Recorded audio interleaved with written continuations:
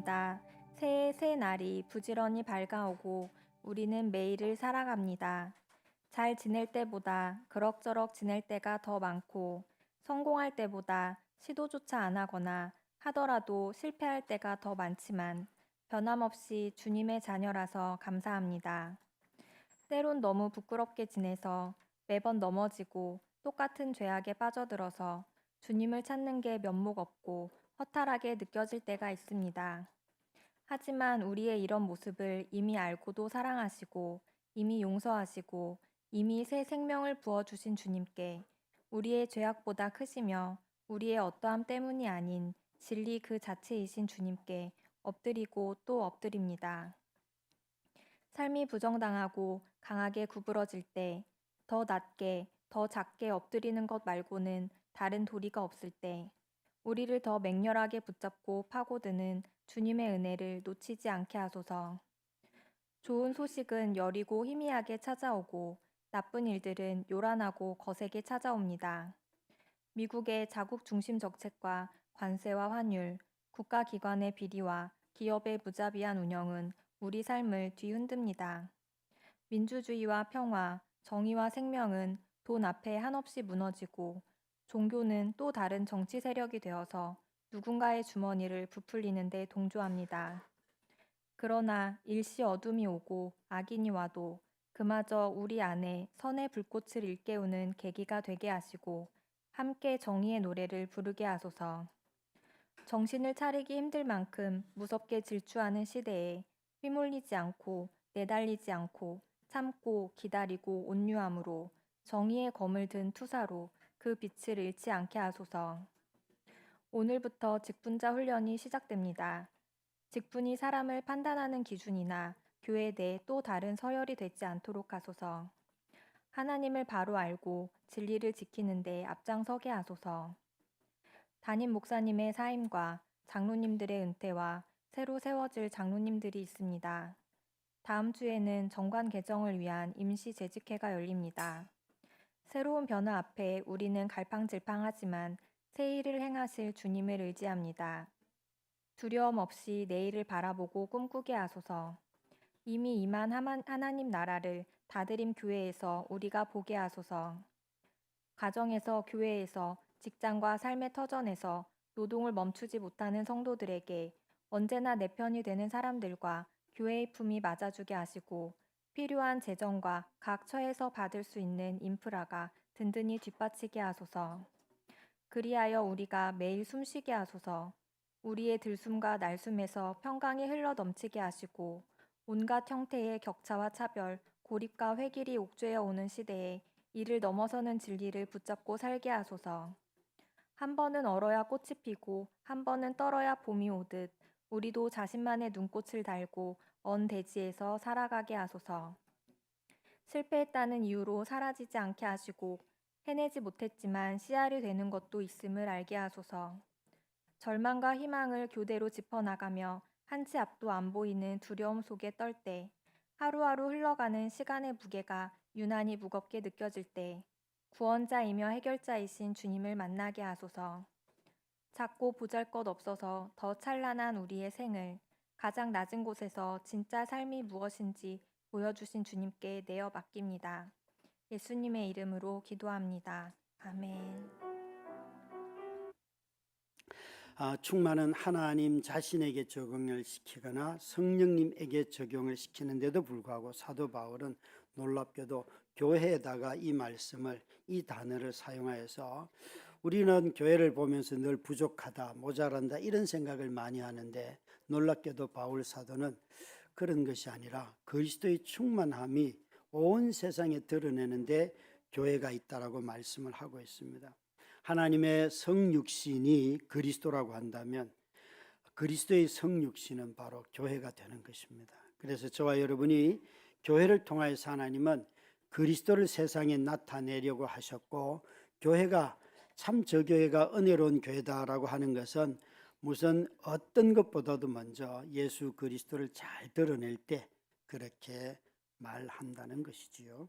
오늘은 이 2장을 통해서 지난주는 교회는 그리스도의 몸이다 하는 것을 했다면 오늘은 이 2장을 통하여서 교회는 하나님의 처소이다. 이 처소라는 단어를 우리가 잘 쓰지 않죠, 그죠? 집이라는 뜻보다는 거주지다, 그런 뜻이 아마 더 맞을 것 같습니다. 놀랍게도 교회는 여러분 장소가 아닙니다. 하나님이 거주하는 곳인데, 여기 2장에 언급된 모든 것을 보면 전부 다 사람들과 관련이 있어요. 그래서 우리는 하나님이 거하는 장소 그러면 성전이라고 말하지만 신약 성경은 그렇게 말하지 않고 하나님 안에서 함께 모인 사람들의 모임이 교회가 되는 것이죠. 먼저는 하나님은 놀랍게도 사람들 가운데 계시길 원하셔요. 이게 신구약 성경 전체에 가득 차 있습니다. 하나님은 사람 가운데 거하길 원하시죠. 하나님이 세상을 만드시고 자신의 거처를 어디로 잡을까 할 때 창세기 2장 8절 말씀에 보면 하나님은 이렇게 말씀하시죠. 읽습니다. 여호와 하나님이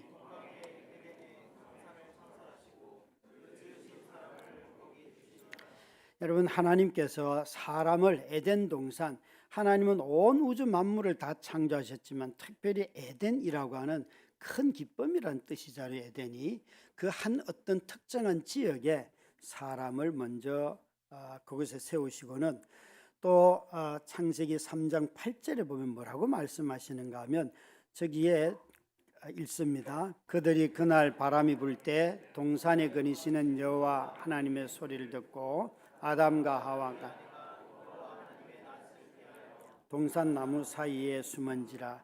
여기 보시면 그 동산에 거니시는 하나님, 또 하나님이 사람과 대화하시는 것을 볼 수가 있습니다.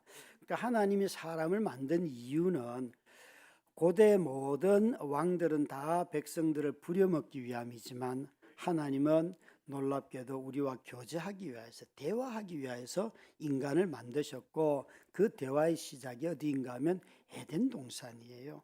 그래서 하나님이 가장 먼저 범죄하기 전에 인간이죠. 그들이 거하는 곳으로 오셨어요. 그래서 에덴 동산을 사실은 첫 번째 성전이라고 하는 것이에요. 하나님이 임재하신 곳이기 때문에. 그러나 아시는 대로 아담과 하와가 범죄로 쫓겨나게 되고 그 다음에 노아를 통하여서 하나님이 방주로 인류를 구원하시잖아요. 근데 그때도 하나님은 언약이라는 단어를 쓰기 시작을 하셔요. 언약을 쓰시고 또 아브라함을 불러서도 언약을 맺으시는데 아브라함의 언약은 창세기 15장 8절에 보면 이렇게 나와 있습니다. 함께 이 구절도 읽도록 하겠습니다.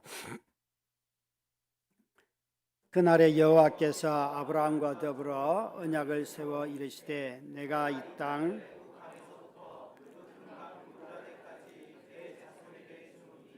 하나님이 언약을 이제 범죄한 우리들에게 계속 하시는데 창세기 15장 저 18절 다음에 19절에는 보면 10개의 족속들의 이름이 쭉 저렇게 나옵니다.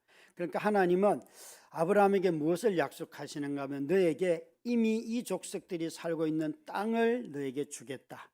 그리고 너 지금 불임인데 자녀가 없는데 자녀를 주겠다. 땅과 사람을 약속하세요. 이걸 신약의 언어로 하면 교회가 그거예요. 교회는 여러분 구약 성경에 땅을 약속하고 사람을 약속하는 그 두 개를 합쳐서 신약으로 가져오면 그게 교회라는 의미가 되는 것이죠. 하나님이 아브라함에게 이런 약속을 했어요. 구약 성경은 이런 언약들이 가득 차 있습니다. 시내산에서 모세와 언약을 맺으시고 이스라엘 백성들을 광야에서 인도하시지 않습니까? 뿐만 아니라 사랑하는 다윗과도 언약을 맺으시는데 다윗과 맺은 언약은 누구와도 맺은 적이 없는 엄청난 언약을 맺어주셔요. 사무엘하 7장 15절 16절에 보면 다윗에게 이렇게 언약을 맺습니다. 내가 내 앞에서 물러나 한 사울에서 내 은총을 빼앗은 것처럼 그에게서 빼앗지 아니하리라. 내 집과 내 나라가 내 앞에서 영원히 보존되고 내 왕위가 영원히 견고하리라 하셨다 하라. 여기 여러분 사울은 불순종을 하자마자 바로 그 사울의 가문에서 왕이 나오지 않습니다.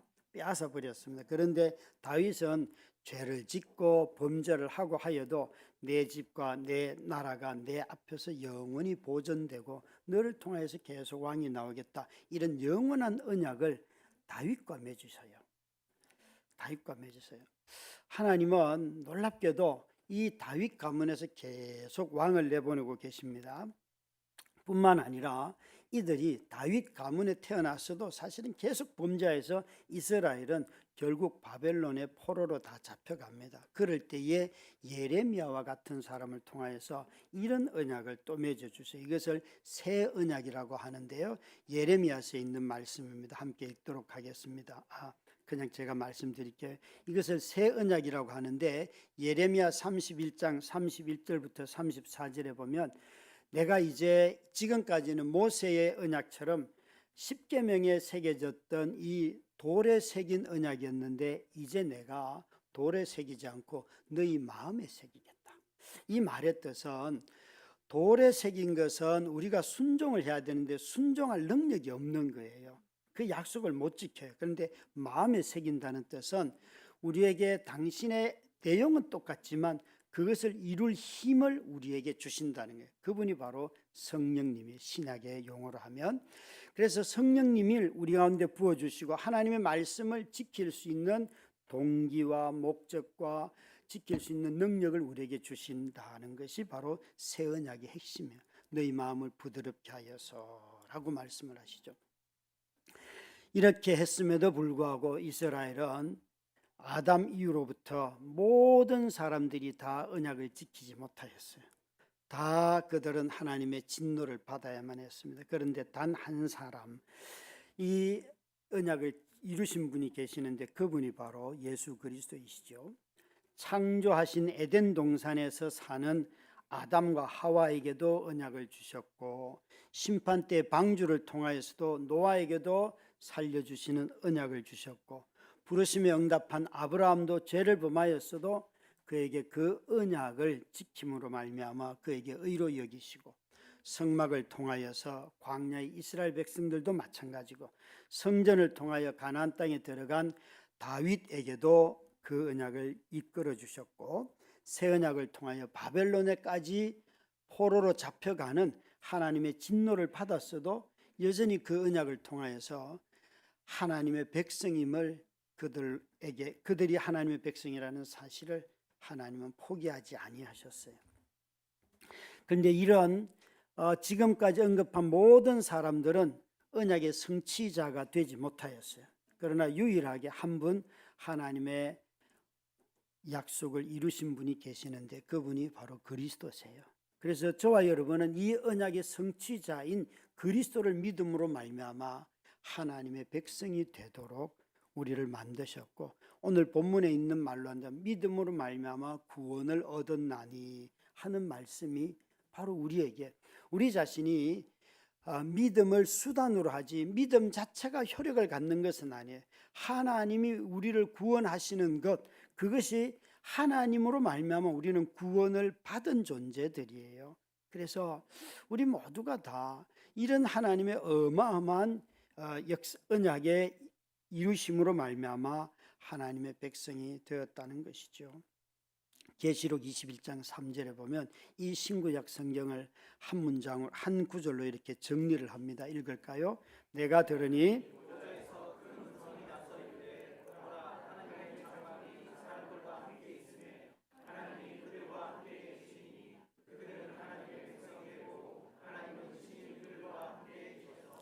이 3절에 있는 말씀 나는 그들의 하나님이 되고 또 그들은 내 백성이 되고 이 하나의 문장을 이루기 위하여서 신구약 성경을 이렇게 길게 썼던 것입니다.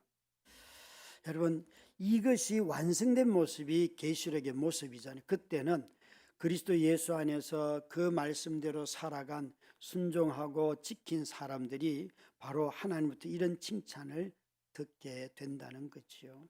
여러분, 저와 여러분에게는 우리 모두에게 이런 소원이 있습니다. 내가 하나님의 백성이라는 이 사실이 완성되는 날을 우리 모두가 기다리고 있죠. 그래서 우리는 이 땅을 살아가면서 끊임없이 그 언약을 행하려고 애를 쓰지만 이루지 못한다고 하여서 좌절하거나 포기할 이유가 없습니다. 저와 여러분이 완전하게 성취하신 분이 계시기 때문에 비록 내가 그것을 다 성취하지 못한다 할지라도 너무 빨리 낙심하고 자기의 기대에 미치지 못한다고 해서 너무 정죄하고 그럴 이유가 하나도 없습니다. 저도 180일 성경 통독팀에서 같이 성경을 읽는데요. 가만히 읽고 난 뒤에 올라오는 댓글들을 보다 보면 성경을 읽으면서도 자기를 정죄하는 사람들이 굉장히 많아요. 내가 바빠서 잘 못 읽습니다. 대충 읽었습니다. 급하게 읽었고 힘듭니다. 벅찹니다. 제가 가만히 생각해 보는 건 이거죠. 여러분, 우리가 성경을 읽는 이유는 이미 우리를 구원하신 것에 대한 감격 때문에 읽는 것이지 성경의 모든 지식을 다 알려고 읽는 것이 아니에요. 아마 나이가 좀 있으신 분들은 읽고 돌아서면 아무 생각이 없어요. 뭘 읽었는지 몰라요. 네, 뭐가 문제예요? 그러면 젊은 분들은 좋아합니까? 여러분, 성경 아무리 읽자 그래도 안 읽는 분들도 계셔요. 여러분, 다 사람들이 좋은 일이라고 다 같이 하는 게 아니에요. 그런데도 불구하고 우리가 이 자리에 와서 함께 예배하는 것은 그분이 우리를 구원하셨다는 사실을 알기 때문에 그래요. 찬양을 하는 것도 그분의 구원에 대한 감격 때문이고, 기도를 하는 것도 구원에 대한 감격. 그러니까 우리가 신앙생활 하는데 우리는 너무 지나치게 정죄함이 많아요. 이미 구원받은 것 때문에 일어나는 행위들인데도 불구하고 마치 그 행위가 있어서 구원받는 것처럼 생각할 때가 너무 많다고요. 하나님께 요거 조금 더 하면 하나님 나를 기뻐하실까? 아니요, 여러분, 있는 지금 모습 그대로 다 기뻐해요. 여러분, 진짜요. 우리 하나님, 우리가 악인일 때도 우리를 기뻐하셨다니까 그러네요. 악인일 때도. 하나님의 사랑을 좀 못 믿는 경향이 너무 많아요. 자기의 행위만큼 정도만 믿으려고 해요. 아니, 우리의 행위로 구원받은 것이 아니고 그리스도의 행위로 말미암아 우리가 구원받았잖아요. 믿음은 하나의 수단, 그리스도께서 하신 행동이 있어서 내가 그것을 받아들여서 구원이 내게 온 거예요.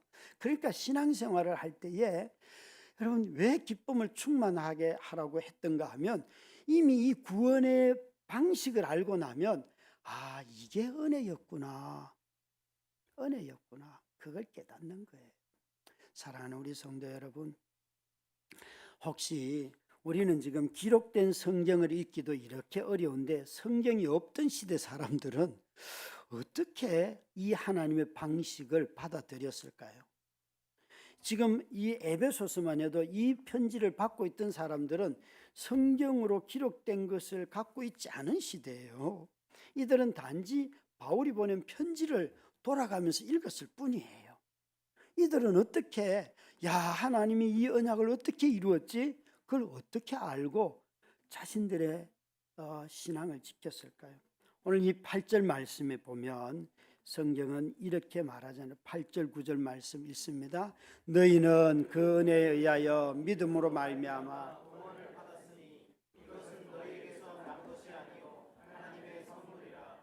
행위에서 난 것이 아니니 이는 누구든지 자랑하지 못하게 함이라. 아멘.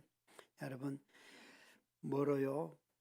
믿음으로 말미암아 구원을 받았나니 너희에게서 난 것이 아니고 하나님의 선물이라. 여러분, 우리 모두는 하나님으로부터 선물을 많이 받았는데 최고의 선물은 구원의 선물이에요. 이 구원은 은혜로 주어졌고 우리 안에 허락된 믿음은 그 구원을 받는 수단일 뿐이지 우리가 구원받은 것은 그리스도의 행위 때문에 받은 거예요.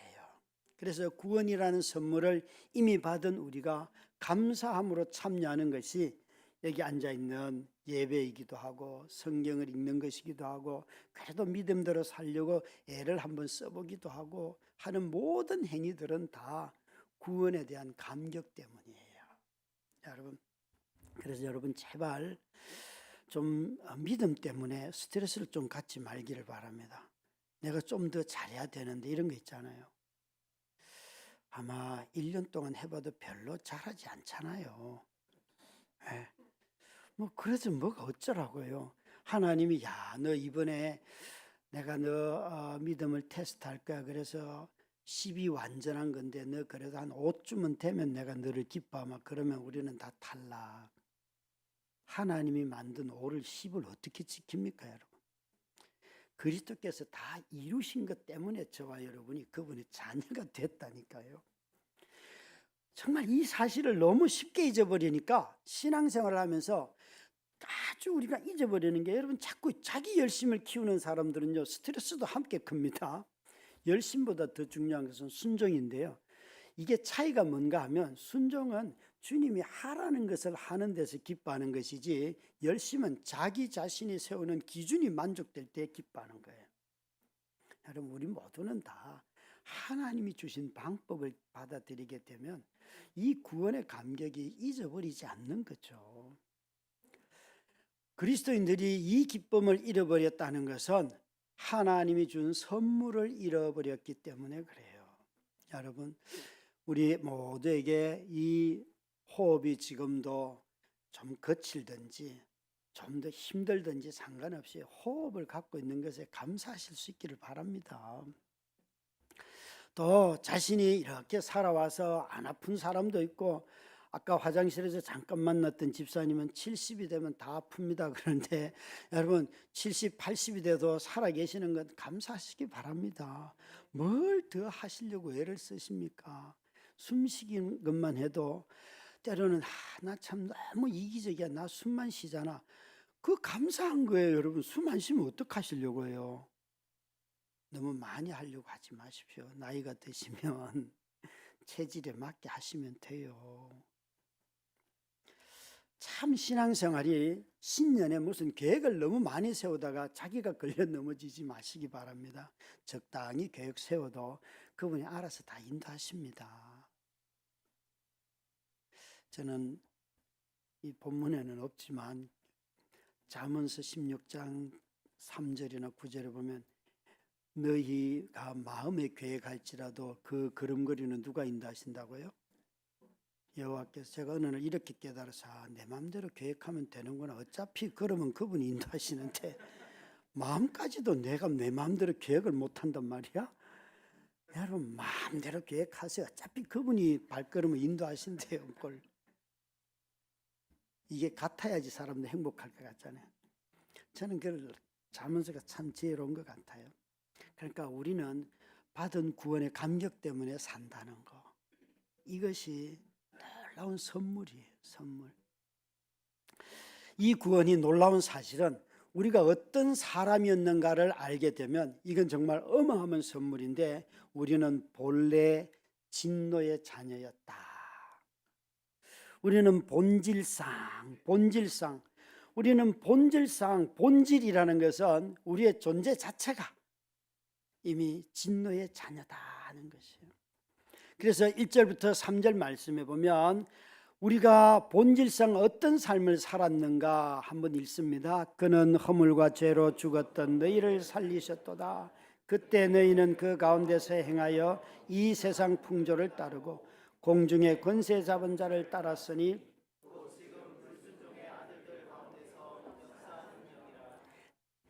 전에는 우리도 다 가운데서 우리 육체의 욕심을 따라 지내며 육체와 마음에 원하는 것을 하여 다른 이들과 같이 본질상 진노의 자녀였더니, 여기 보시면 본질상이라는, 우리의 상태는 어떤 모습이었는가 하면 존재는 죽었고, 죽었다는 것은 호흡이 끊어졌다는 소리는 아닙니다. 하나님과의 교제가 없고, 행동은 세상을 따랐고, 영적으로는 사단의 종이 되어서 매여 살았다. 그리고 우리가 하는 모든 행동들의 동기는 저 3절에 있는 말씀처럼 육체와 마음에 원하는 대로 했다.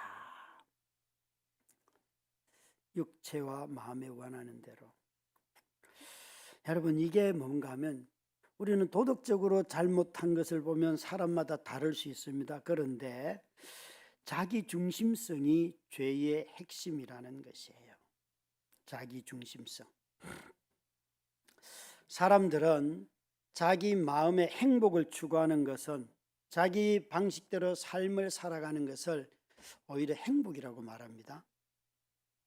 자기가 원하는 방식대로, 자기 마음에 생각한 대로 살아가는 것, 또 자기 육체가 요구하는 것을 그대로 이루면 자기 얼마나 기뻐합니까?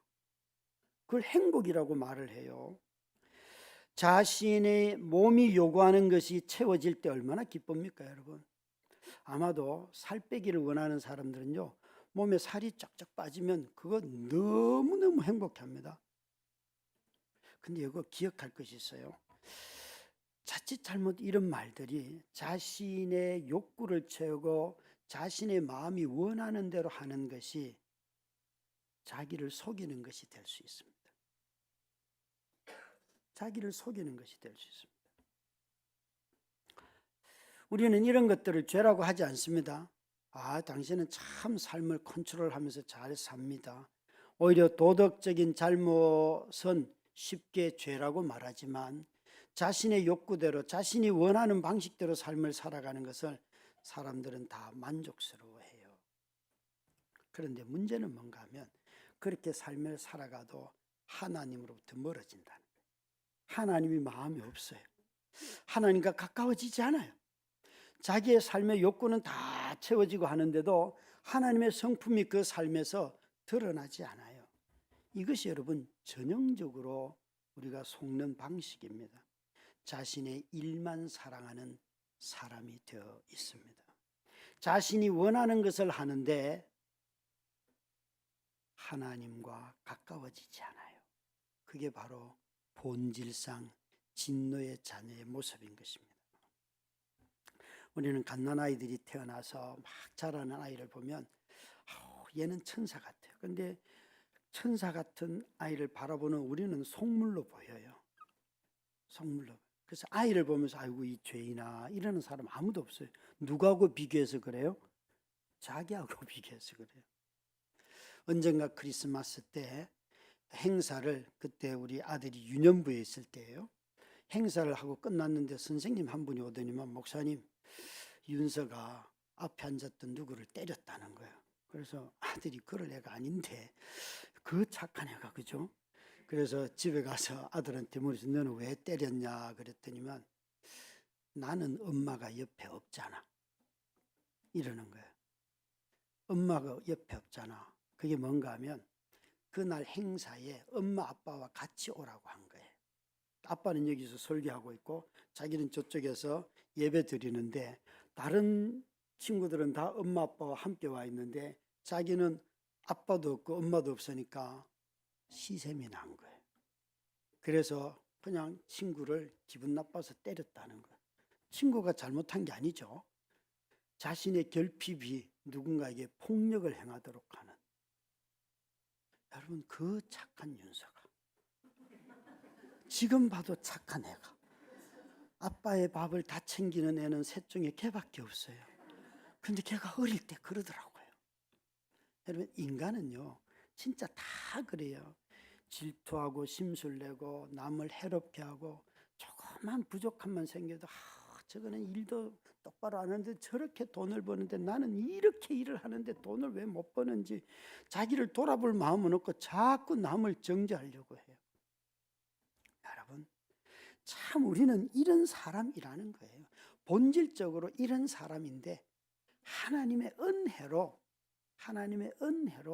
우리가 구원을 받아서 이제는 사단에 매이지도 아니하고 자기 욕심도 컨트롤하기도 하고 시험에 들기도 하지만 그러나 성령께서 자꾸 욕심들을 내려놓도록 우리에게 자극하시고 도전을 주시고 소망을 새롭게 불러일으켜 주신다는 거예요.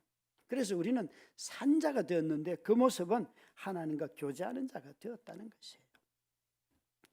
심지어 우리는 어떤 자였는가 하면 조금 전에는 본질적으로 우리는 본질상 이런 사람이었지만 하나님이 그동안 해오셨던 모든 일들에서 그 소외자로, 그 밖에 있는 자로 우리는 살아왔어요. 하나님이 하신 일, 노아의 언약, 아브라함의 언약, 이스라엘 혈통, 모든 것 외인이에요. 우리는 하나님이 할례라고 하는 거 우리는 한 적도 없고 이스라엘에 태어난 적도 없고 하나님이 그동안 구약에서 해왔던 모든 일들로부터는 우리는 있다면 이 세상에 태어나고 창조된 것 외에는 아무것도 없는, 하나님이 언약 안에서 했던 모든 일들로부터 제외되었던 것이 우리들이라는 것이에요.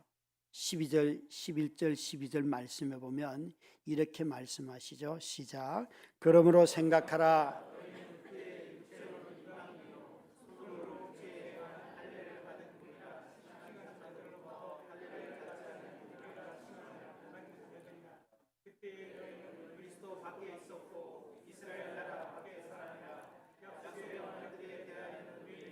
세상에서 소망이 없고 하나님도 없는 자이더니, 여기 보시면 우리는 다 밖에 있었고 그 나라에서 태어난 적도 없고 그래서 할례 받지도 않고 아무것도 없다는 거예요.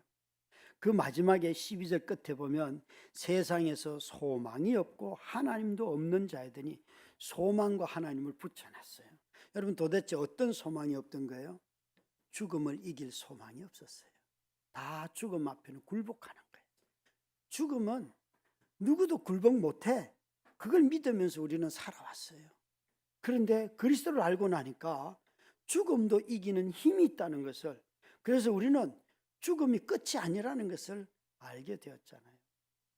여러분, 정말 많은 사람들이 그리스도 안에서 죽음을 맞이하고 또 죽은 자를 추억할 때에 우리는 죽음의 자리가 단지 그 사람에 대한 기억의 자리만은 아니잖아요. 놀랍게도 거기서 우리는 소망을 얘기하잖아요.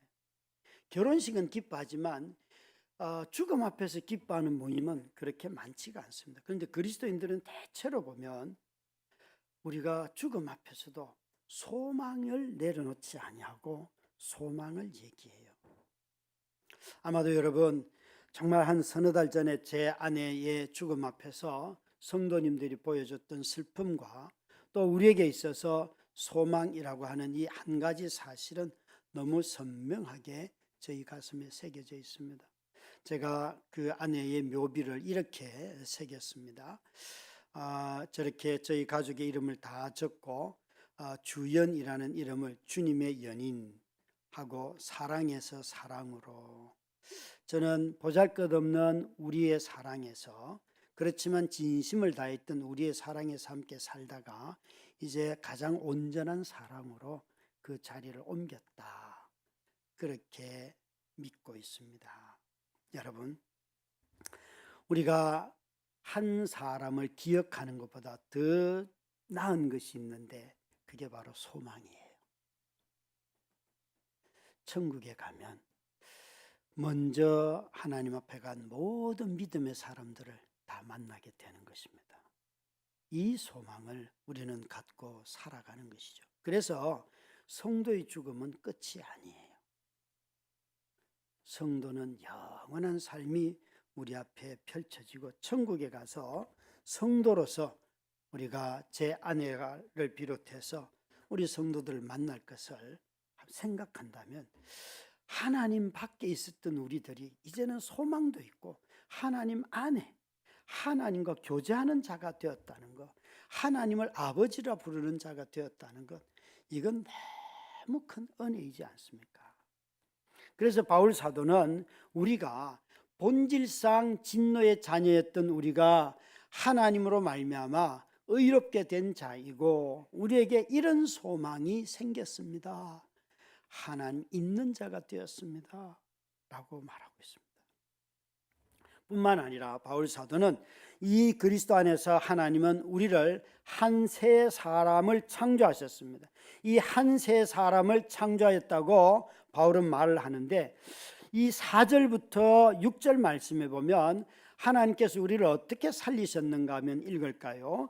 긍휼이 풍성하신 하나님이 우리를 사랑하신 그 큰 사랑을 인하여 허물로 죽은 우리를 또 함께 일으키사 그리스도 예수 안에서 함께 하늘에 앉히시니, 여러분 여기에 놀랍게도 하나님이 그리스도 안에서 한 새 사람을 창조하셨는데 가장 먼저 우리 자신이 거듭났다는 거예요. 저기 보시면 일으키시고 살리셨고 일으키시고 앉히셨고, 이게 전부 다 이미 완료형인데, 과거 완료형인데 우리의 구원받은 자들의 자리가 어딘가 하면 하나님 보좌 우편에 그리스도와 함께 그 자리에 우리는 살리셨고 일으키셨고 이미 하늘에 앉히시니, 저게 그리스도를 얘기하는 게 아니에요. 우리예요, 우리. 그러니까 우리의 자리는 더 이상 높아질 데가 없어요. 이미 우리는 그리스도와 함께 그 가장 높은 자리에 하나님 곁에 우리의 자리가 정해져 있습니다. 그런 눈으로 보면 바울이 이 에베소서를 쓰면서 찬송하리로다 하나님을 찬양했던 이유가 분명하죠. 그는 이 믿음의 사실, 그리스도께서 이루신 사실을 보면서 자신이 너무 기쁜 거예요. 받을 자격이 없던 우리들을 가장 하나님이 높이실 수 있는 최고의 높이에 우리를 두셨기 때문에 그를 찬양할 수가 있었던 것입니다. 그래서 우리 모두는 다 그리스도 안에서 거듭났습니다. 그런데 이 에베소서는 우리 한 개인의 거듭난 것만 말하지 않고 14절부터 16절을 보시면 놀랍게도 여기에 거듭난 사람들, 유대인과 헬라인을 이 둘을 한 몸으로 한 세 사람이라는 단어가 나오기 시작합니다. 함께 읽습니다.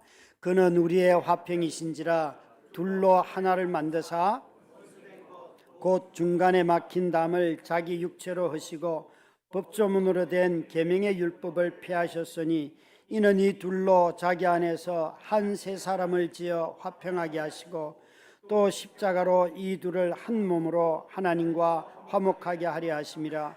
원수된 것을 십자가로 소멸하시고 이 14절 15절 16절에 둘을 하나로 만드사 또 이 둘로 자기 안에서 한 세 사람을 지어 이 둘을 한 몸으로, 여기 나오는 하나, 한 몸, 한 세 사람은 거듭난 우리를 말하는 것이 아니고 거듭난 사람들이 모여 있는 교회를 말하는 것입니다.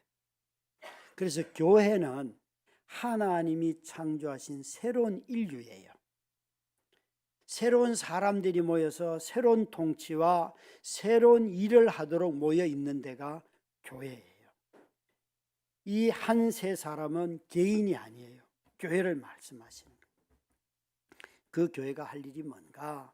이 본문에 있는 14절, 15절, 16절에 있는 것처럼 원수된 것을 허물어뜨려야 하고 또 화평케 하고, 항상 법조문인 계명의 율법은 사람을 정죄하고 판단하고 이거 죄야 라고 말하는 거였다면, 그리스도 예수로 말미암아 이제 한 세 사람이 된 교회는 화평, 화해, 용서하는 데라는 거예요.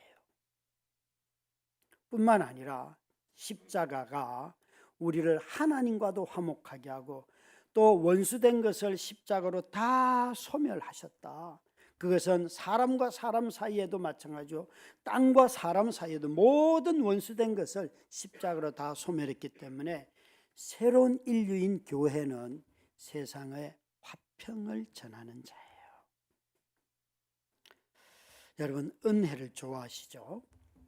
은혜를 받았다는 실체가 무엇인가 하면 기쁨이 충만한 거예요. 아, 내가 그리스도로부터 은혜를 받았습니다 라고 말하면 이 복음으로 말미암아 내가 거듭났을 뿐만 아니라 한 세 사람이 된 교회에 속해 있기 때문에 그 자체가 기쁜 거예요. 그래서 바울이 그리스도로 충만하고 성령으로 충만하고 기쁨으로 충만하라고 했던 이유가, 너희들은 본질적으로 이제는 진노의 자녀가 아니기 때문에, 그리고 너희들은 새로운 이름으로 부르심을 얻은 민족이 되었기 때문에 기뻐하라는 거예요. 사랑하는 성도 여러분, 저와 여러분이 이 바울이 우리에게 이 기쁨으로 얘기하는 이 일들을 잊으시면 안 되는데, 우리 왜 자꾸 이것을 잊는가 하면 하나님이 우리와 같은 자들을 통하여 하시는 일에 초점을 맞추면 저와 여러분은 찬양하지 않을 수가 없어요. 그런데 내가 하는 일에 초점을 맞추면 찬양은 갑자기 희미해지고요.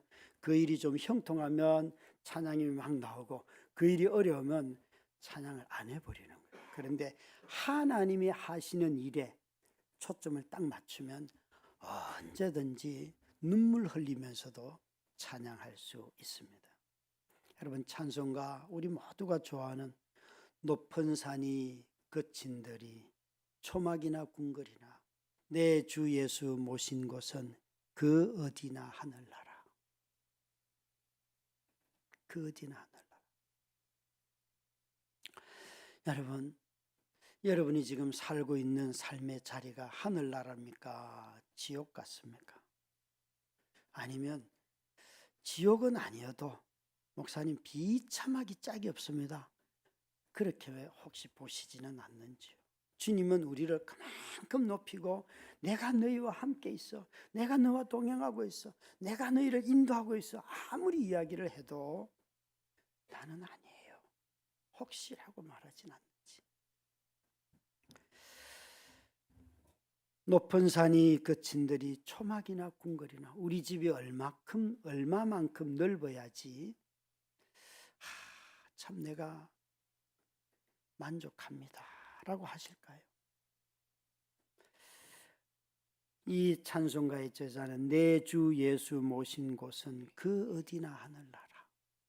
그 어디나 하늘나라. 여러분, 하늘나라가 30대 때 다르고 40대 때 다르고 그렇습니까? 하늘나라. 교회는 여러분 하나님의 처소입니다. 그런데 바울은 교회는 하나님의 처소일 뿐만 아니라 새로운 인류라는 것입니다. 이 새로운 인류인 하나님의 처소인 교회는 새로운 사람이기 때문에 새로운 일을 해야 합니다. 그것이 뭔가 하면 7절 말씀에 있습니다. 교회가 해야 할 새로운 일들이 여기에 기록이 되어 있는데 읽을까요? 이는 그리스도 예수 안에서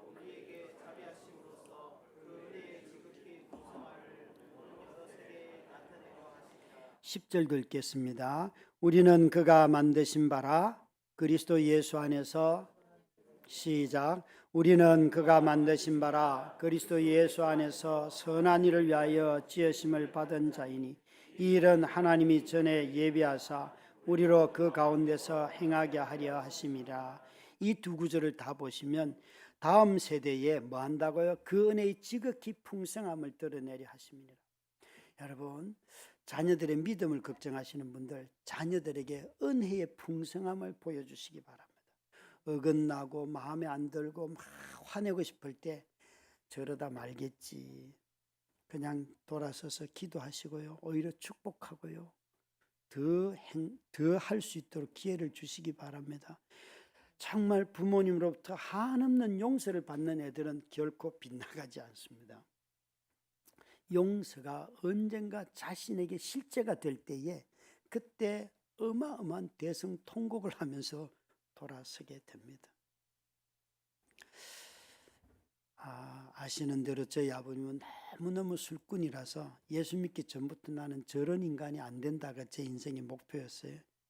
그런데 어느 날 87년도에 아버님과 온 가족이 서울로 오셨는데 이문동의 한 집에서 방 한 칸에서 여러분 5 식구가 같이 살았습니다. 방 한 칸. 근데 아버지는 그때 오셔가지고 새벽종이 울렸네 노래를 하는 청소차를 따라다니면서 밤 일을 하시고 술 먹고 들어오시는데 저는 그게 술꾼들이 씻지 않고 주무시거든요. 그 지린내가 너무 싫어가지고 저는 아버지를 피해서 늘 교회 권사님들 주무시는 교회 기도방에 가서 잤어요.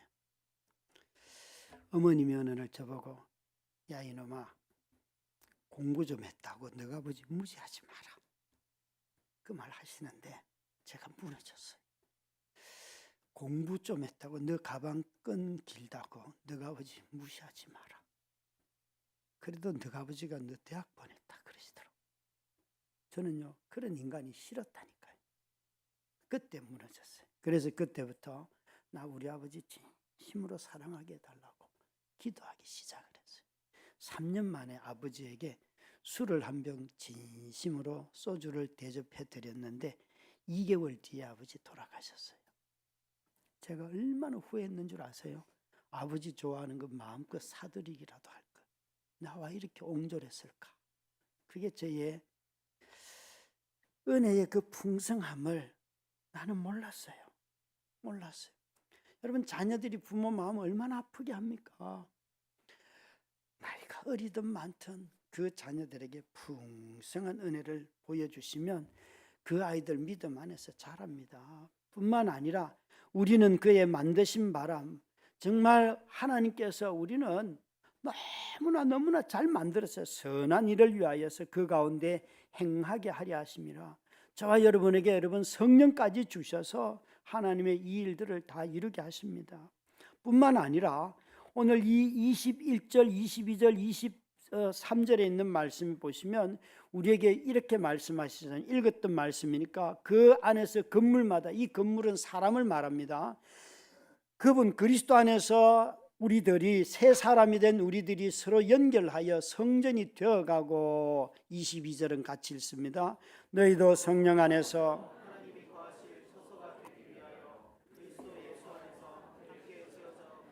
하나님의 처소는 지어져 가는데 성령 안에서, 그리스도 안에서, 먼저는 그리스도 안에서 서로 연합해야 돼요.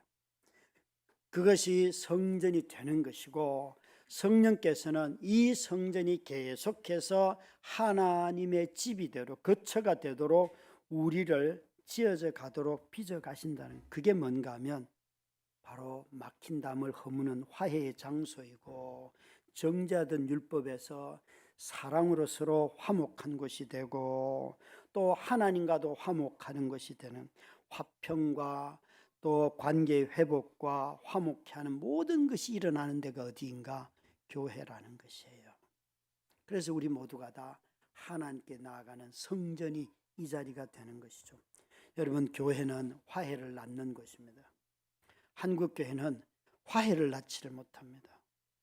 여러분, 정말 우리는 그것이 남과 북이든지 전라도와 경상도든지 아니면 20대와 40대 50대든지 또 여자와 남자든지 아니면 경제적이든지 강남쪽이든지 강북쪽이든지 모든 것이 다 갈라져 있는 것이 한국 사회. 이거는 우리의 죄성이 그대로 보여지는 거잖아요. 교회가 이렇게 많은데도 어떻게 이런 것 하나도 극복을 하지 못합니까? 그것은 화해의 복음을 우리가 잃어버렸기 때문에 그렇습니다. 자신이 받은 구원에 대해서는 감격할지 몰라도 한 새 사람으로 지어진 교회라는 사실을 잊어버렸기 때문에 그렇다는 것입니다. 교회는 필요에 의해서 어쩌다가 생긴 것이 아닙니다. 하나님께서 아담과 하와의 범죄를 보시고서 이 교회를 통하여서 새로운 일을 하시려고 영원 전부터 계획한 것이 바로 교회인 것입니다. 우리가 창세기를 성경 통독에서 끝났는데 요셉 있잖아요. 요셉이 형들로부터 미움을 받아서 피해자가 되었잖아요. 그런데 그가 나중에 총리가 되었을 때 그는 성공했잖아요. 피해자였지만 성공했는데 그가 성공해서 형들이 가해자였던 형들에게 이제는 자신이 성공한 권력을 가지고 형들에게 가해자가 되는 것이 성경이 말하는 성공이 아니에요. 피해자였던 요셉이 총리가 되어서 가해자가 되는 것이 아니고 그가 화해자가 되는 거예요. 그게 바로 성경이 말하는 성공이에요. 그래서 요셉은 마지막에 하나님이 나를 이곳으로 당신들을 살리려고 보냈습니다. 여러분, 화해자가 되지 못하면 자꾸만 피해의식에서 갇혀가지고 자기 자신이 능력만 주어진다면 지금이라도 나는 가해를 하고 싶어 라고 말하는 그리스도인들이 얼마나 많습니까? 그것은 성경이 말하는 복음이 아닌 것입니다. 종교성은 띨지 몰라도 복음의 능력이 없는 종교적인 사람으로 살아가는 것입니다. 우리 모든 다대림교회를 비롯한 한국교회는 속히 하나님의 처소인 이 평화의 사도로 나타나는 우리가 되기를 주의 이름으로 축원합니다.